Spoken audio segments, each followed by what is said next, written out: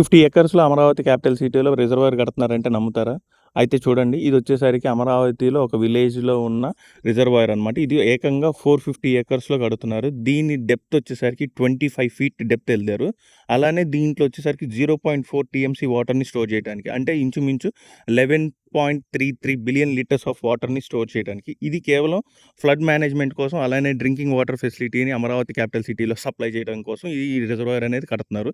ఇది కంప్లీట్‌గా man made అనమాట. ఇదొచ్చేసరికి నీరుకొండ విలేజ్ పక్కనే ఈ రిజర్వాయర్‌ని కన్‌స్ట్రక్ట్ చేయడం జరుగుతుంది. దీనికి ఆనుకునే ఎస్ఆర్ఎం యూనివర్సిటీ ఉంది. అలాగే కూరగల్లు అనే విలేజ్ గూడా ఉంది.